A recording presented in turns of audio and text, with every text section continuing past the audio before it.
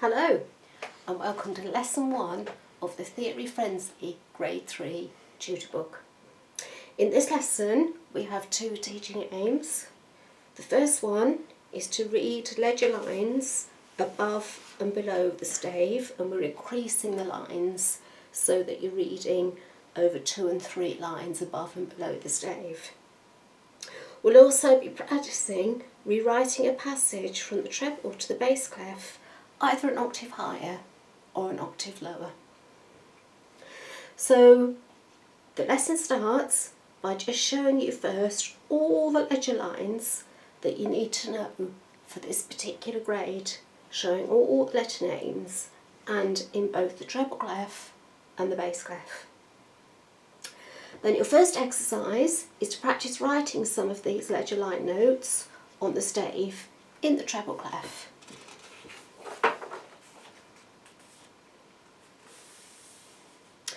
Then we move straight on to a section which is named Rewriting the Same Passage from Treble Clef to Bass Clef, an octave higher or lower.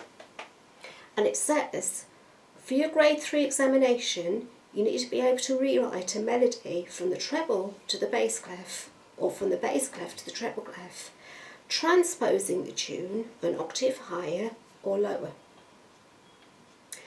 So it gives an example of a kind of question that you may well get on the actual exam paper. And the question says, write this melody in the bass clef an octave lower. So you can see you've got a melody in the treble clef and it's asking you to put it an octave lower in the bass clef. So how do we go around this? So it's given you a little bit of advice here on what to do underneath. So it says to help with this task, you need to fix the middle C's in both clefs firmly in your head. So you can see you've got the middle C shown in the treble clef, and then you've got the middle C shown in the bass clef. So you can see in the example that you've got here on your first note, the A that you've got is your A below middle C. So the first thing you need to do is to fix that on the stave as it would be at the right pitch. So that will be the A on the top line. But then you've got to remember it says that you're doing the melody an octave lower. So then you decide where the A is an octave lower from there. And so it's going to be the A on the bottom space as shown in the example here.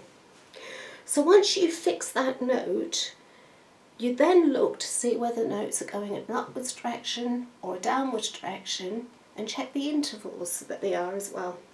And use that exemplar, the first note, as a way of self-checking.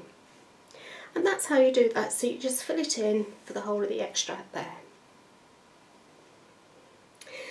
Then another task says write this melody in the treble clef 1 octave higher.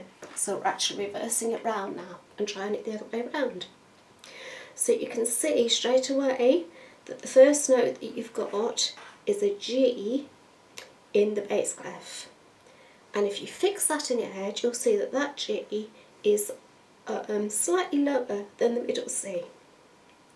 But you're doing the G that is above middle C, so you fix that G, which will be the second line up in the treble clef, and then from there work through with all the other notes accordingly.